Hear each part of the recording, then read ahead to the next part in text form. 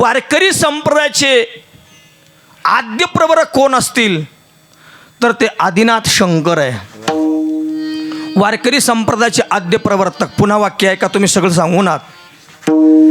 महादेव आदिदेव त्यालाच म्हणतात. आदिदेव महादेव देवेशु देव.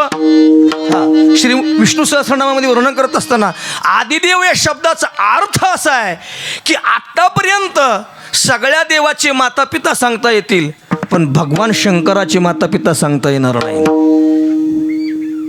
पुढे जाऊन सांगतो. महादेव का म्हणतात.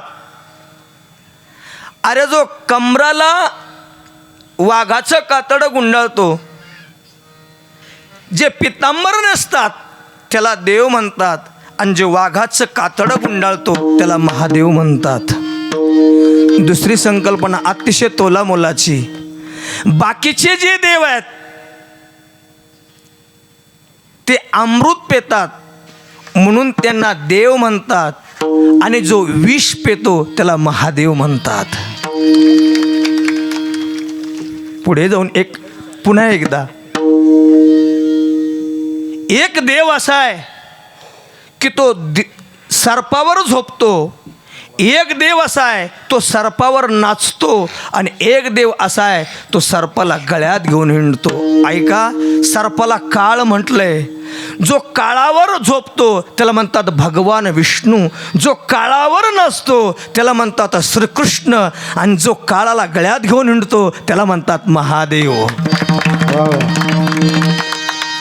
आणि त्या आदिशंकराची परंपरा आदिनाथ उमा ही परंपरा आहे. म्हणून ज्ञानोपरा आहे. हे वारकरी संप्रदायाचे पाया जरी असले तर त्याच्या अगोदर माझे निवृत्तीनाथ आहेत. निवृत्तीनाथाच्या अगोदर गहिनीनाथ आहेत. गहिनीनाथाच्या अगोदर मच्छिंद्रनाथ आहेत. मच्छिंद्रनाथाच्या अगोदर भर्तृनाथ आहेत. भर्तृनाथाच्या अगोदर जालिंद्रनाथ आहेत. जालिंद्रनाथाच्या अगोदर ही सगळी परंपरा आहे. आणि ज्यावेळेस कानिपनाथापाशी येऊन पोहोचतो, पुन्हा एकदा सांगतो, मला असं वाटतं मच्छिंद्रनाथापेक्षा जालिंद्रनाथापेक्षा गहिनीनाथापेक्षा सर्वात जास्त महाराष्ट्राच्या पाठीवर मंदिर कुणाचे असतील तर ते कानिपनाथांचे आहेत. त्याचं एकमेव कारण आहे महाराज, फक्त हाच बाबा भूते वेताळ काढू शकतो. आणि घेऊन चिमटा, अरे घेऊन चिमटा लावून भगवी कपाट,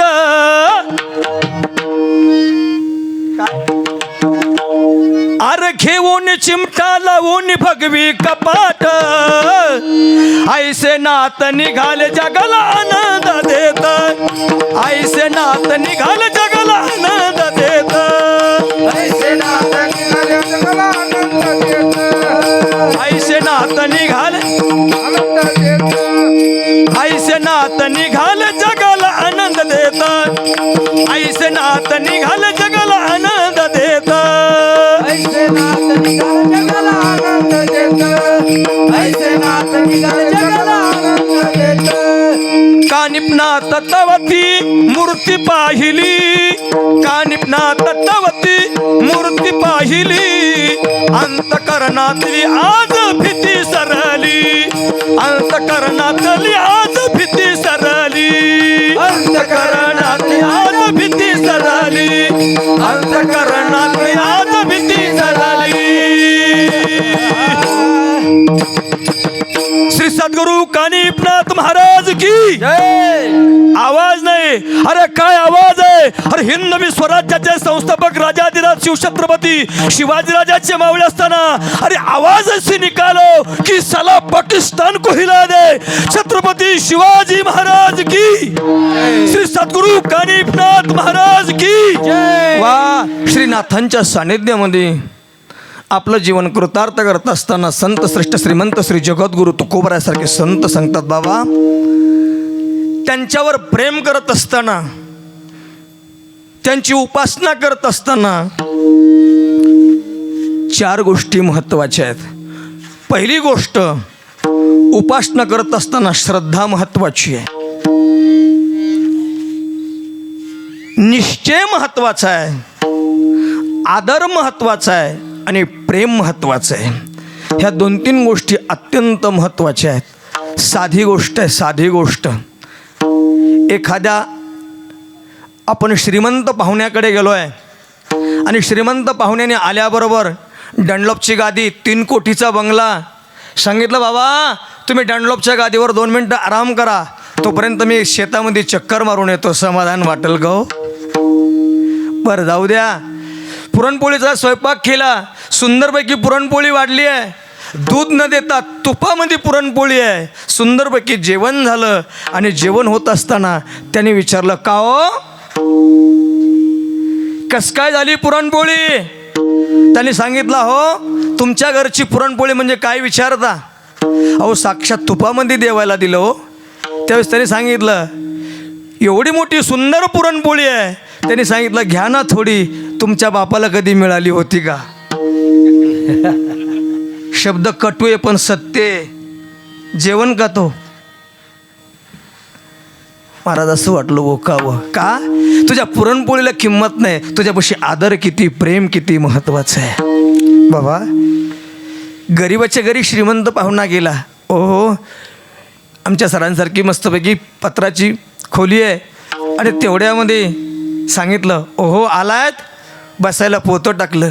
पत्नीला सांगितलं सुंदर बाजरीची भाकर आणि बेसन बनव. स्वयंपाक बनवला, ताट भरून दिलं, सगळी चटणी कांदा वगैरे दिलं. असं सांगितलं बाबा माझ्यासारख्याच्या गरीबाच्या घरी आलात राजी, अजून चतकुर भाकर घ्या ना. माझी शपथ आहे तुम्हाला. आदर वाटेल का? प्रेम आदर वाटेल का? इथं प्रेम आहे, आदर आहे. तुझ्या श्रीमंतीला किंमत नाही. तुकोबा आहे म्हणतात भक्ती साधना उपासना करत असताना तुझ्यापाशी प्रेम किती आहे. थोर प्रेमाचा भुकेला, थोर प्रेमाचा भुकेला, थोर प्रेमाचा भुकेला, प्रेमाचा भुकेला. हाची दुष्काळ तयाला, हाची दुष्काळ तयाला, हाची दुष्काळ तयाला. प्रेम जर नसेल तर तुम्ही किती उपासना करा, साधना करा. मी पदार्थ सांगत नाही, माझे नामदेवराय सांगतात जया परमार्थाची चाड तेने सांडावे लिगाड, धरोनी भजनाची चाड नित्यने मादरे. आदर असणं महत्वाचं आहे, प्रेम असणं महत्वाचं आहे. आणि त्या संबंधाने भगवान शंकर नामदेव बाबा चतुर्श्लोकी भागवताचं वर्णन आहे. पार्वतीने विचारलं, राजन महादेवाला विचारलं स्वामी तुम्ही एकांतात बसून काय करता, चिंतन कशाचं करता, असा प्रश्न विचारल्याच्या नंतर पार्वतीनं महादेवानं सांगितलं पार्वती त्याच्यासाठी तुला एकांत महत्त्वाचं आहे. मग ते एकांत शोधला नंदीग्राम आणि त्या नंदीग्रामामध्ये नावेमध्ये बसलेत आणि ब्रह्मज्ञान सांगायला सुरुवात केली. आता ब्रह्मज्ञान असे मग तुम्ही सकाळी कीर्तन करा,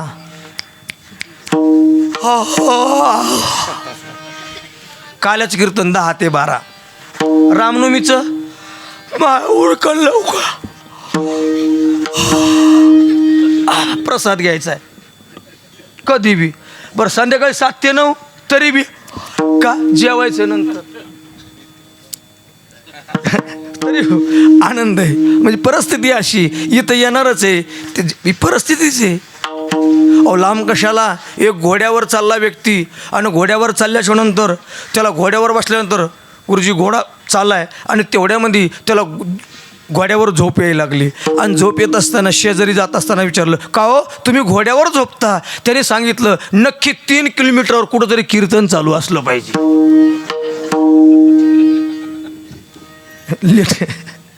म्हणजे अशी परिस्थिती. ब्रह्मज्ञान पार्वतीने डोळे, अहंकार सुरू झाला, पार्वतीने डोळे लावले आणि झोप निद्रा लागली. पण हा चतुसाक्षरी ब्रह्मज्ञान सर्व वायाला जाईल म्हणून पहिले नाथ आहे त्यांचं नाव आहे मच्छिंद्रनाथ. पहिले नाथ बरोबर आहे. पहिले नाथ त्यांनी सांगितलं एवढं मोठं ब्रह्मज्ञान वायाला जाईल. मग नावेच्या खाली माशाच्या पोटातून हुंकार सुरू झाला. अर्ध ब्रह्मज्ञान नाही, सगळं ब्रह्मज्ञान संपलं आणि पार्वतीला झोप लागली. पार्वतीला उठवलं. पार्वती बोला, कधी झोपलीस? सांगितलं व्यासांचा मागोवा घेत इथं झोपली.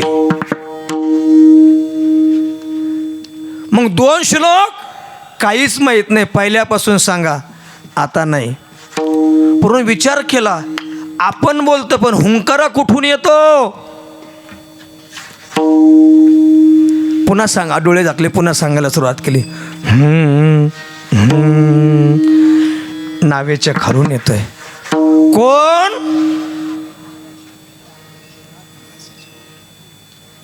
सांगितलं मी नाथ.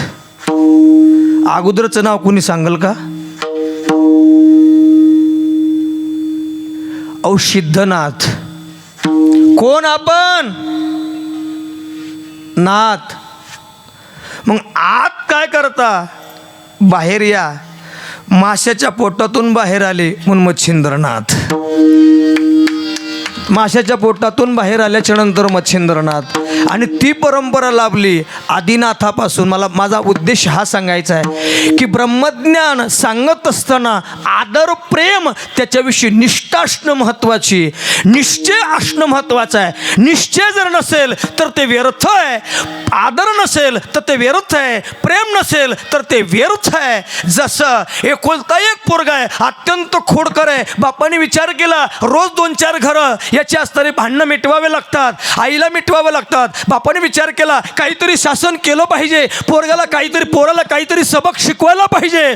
मग पोराला हाताला धरलं, 10-5 परसची विहीर पाहिली आणि सांगितलं ए बाळ्या सांग खोड्या करणार नाही. त्याचं मुंडकं असं खाली केलं, असे पाय धरले, सांग खोड्या करणार नाही. त्यांनी खालून सांगितलं बाबा मी आता जास्त खोड्या करील. अरे बावळ्या सोडला तर मरशील, अरे पडला तर सोडला तर पडशील, पडला तर मरशील. सांग खोड्या करणार नाही. ते आतूनच सांगतो बाबा आता काळजी करू नका, आता मी जास्त खोड्या करील. बापाने बाहेर काढलं, चटकन तोंडात मारली. बावळ्या सोडला असता तर पडला असतास तर मेला असतास. सांगितलं बाबा खरं सांगू का, तुमचं 52 वर्षाचं वय आहे, आत्तापर्यंत तुम्हाला पुत्ररत्न प्राप्त झालं नव्हतं, इथून पुढं होण्याची शक्यता नाही. मी तुमचा एकुलता एक पोटचा गोळा आहे, तुम्ही मला सोडूच शकत नाही, हा माझ्या तुमच्यावरचा विश्वास आहे. महाराज विश्वास जर असेल ना, आपण नुसतं म्हणतो घालूने भार राहिलं, नुसता घालूच पुन्हा मोठं घालूने भार घालतो का नाही काय माहित भाऊ. आपलेच तर पुन्हा म्हणते ठेविले अनंती तैशाची राहावे, सरकात घालून रस काढावे. पुन्हा लय पाठ केलं महाराज. चला पंढरपूरला ठाईचं बहिसोनी करा एक चित्त आवडी अनंत आळवावा. आणि हे काय पेटवायचंय काय? जव हे सकळ सिद्ध आहे, जव हे सकळ सिद्ध आहे, जव हे सकळ सिद्ध आहे. हात चालवया पाय, हात चालवया पाय, चालवया पाय, हात चालवया पाय. तब तू आपले सुहित पाहे, तब तू आपले सुहित पाहे, आपले सुहित पाहे, तब तू आपले सुहित पाहे. हो तब तू आपले सोयीत पाहे. तीर्थयात्रे जाय चुकू नको, तीर्थयात्रेला जायला चुकू नको. आणि पुन्हा म्हणतात महाराज परिस्थिती अशी निर्माण झालेली, आनंद आहे. पण इथं प्रेम असणं महत्त्वाचं आहे, उपासना असणं महत्त्वाची, निष्ठा असणं महत्त्वाची. जर नसेल तर ते व्यर्थ आहे. म्हणून निश्चय असणं महत्त्वाचं आहे.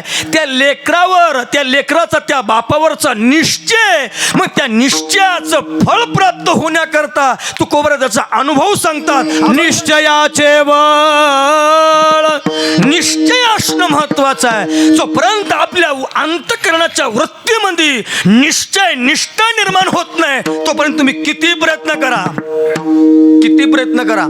एखादा पोरगा म्हणलाय किंवा एखादी कन्या म्हणले मला 10वी पास व्हायचंय, 95, 90, 97 मार्क पडायचे. गुरुजी प्रयत्नच नाही केला तर, त्याच्याविषयी निष्ठा नसेल, त्याच्याविषयी दृढता नसेल. म्हणून तुकोबारासारखे संत म्हणतात, बाबांनो तुम्हाला अलौकिक अद्वितीय भगवान परमात्म्याचं फळ हवंय का, तुम्हाला स्वप्न साक्षात्कार दर्शन हवंय का, मग त्याच्यासाठी प्रथमतः तुमच्या अंतःकरणाची वृत्ती स्थिर होऊन, मी नेहमी सांगत असतो, येवोनी गोपाळ राहे तेथे नामदेव बाबा कुठे, चित्त करारे निर्मळ, तुका म्हणे येथे. तिथंच येऊन राहू शकतात, बाकी नाही. पण चित्त निर्मळ करत असताना चित्ताची स्थिरता महत्त्वाची. म्हणून निश्चय असणं महत्त्वाचं आहे. निश्चय, मला असं वाटतं निळोबराचं गाव जवळ आहे ना, पिंपळनेर. हा वारकरी संप्रदायाचे शेवटचे संत निळोबरा आहे. आज ज्यांचं वैकुंठ गमन झालं, आम्ही जातो तुम्ही कृपा सुद्यावे, सकळा सांगावे विनंती माझे. आणि मग भगवान श्री पंढरीश पांडुरंग भगवान परमात्मा माझे निळोबर आहे म्हणतात. तुकोबर आहे, मी तुमचा शेवटचा संत आहे, मी शेवटचा भक्त आहे. ज्यावेळेस तुम्ही सदैव वैकुंठाला जाल, तुम्ही देह ठेवाल किंवा तुमचं कार्यकाळ संपवायचं असेल, त्यावेळेस मला फक्त एकदा निरोप कळवा. निळोबर आहे, निळोबराच्या कानावर ही वार्ता आली की भगवान श्री तुकोबराय सदैव वैकुंठ गमन केलं, सदैव वैकुंठाला गेले. वैकुंठाला गेल्याच्या नंतर निळोबरांनी धरणं धरलं आणि धरणं धरल्याच्या नंतर पाणी अन्न सर्व त्याग केला. आणि परब्रह्म भगवान परमात्मा 3 दिवस झाले, 4 दिवस झाले, 5व्या दिवशी भगवान परमात्मा म्हणतात, तुकोबा, ओ तुकोबा, सकळ उपसकळ साधक तो जान. वा वा, सकळ साधक तो जान, ऐसे तुकोबरायाचे करिता ध्यान.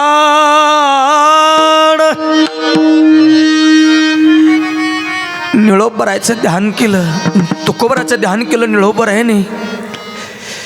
आणि निळोबराय म्हणतात, तुकोबा, माझ्याकडून काही चुकी घडली होती का, मला न सांगता गेलात. तुकोबराय वैकुंठ गमन 5 दिवस झाले. महाराज जाता जाता बोलवून जातो. साधक मंडळी या ठिकाणी गुरुबंधू हरिभक्तीपरायण महाराज आमचे. महाराज सकाळी 3 वाजल्यापासून तर 12 वाजून 17 मिनिटापर्यंत माझ्या जयराम बाबाने फक्त एकच भजन करावं, श्री तुकाराम, श्री तुकाराम, श्री तुकाराम, श्री तुकाराम. इकडं सगळीकडे कीर्तन असायची, पण माझे जयराम बाबा नुसतं तुकोबरायच्या त्या वैकुंठ गमनाच्या कळसाकडे बघून माझ्या तुकोबरायचं चिंतन करायचे. तुकोबा, काही ऐशी दशा येईल माझ्या अंगा, चित्त पांडुरंगा झुरत असे.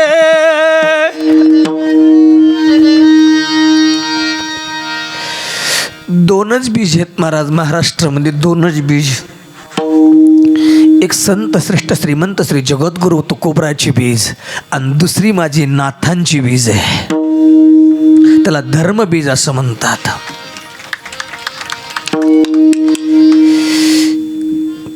तुकोबरा आहे. तुकोबरासारखे अलौकिक संत तुम्हाला मिळणार नाही महाराज. मायबाप भजन करत असताना शेवटी गुरुवारी जयराम बाबांना पॅरालिसिस झाला. 2 मिनिटात अनुभव सांगतो फक्त. गुरुजी पॅरालिसिस झाला, उठता येत नाही. शिष्याला उठवलं, उठता येईना. सकाळी 3 वाजता उठले, आंघोळ केली,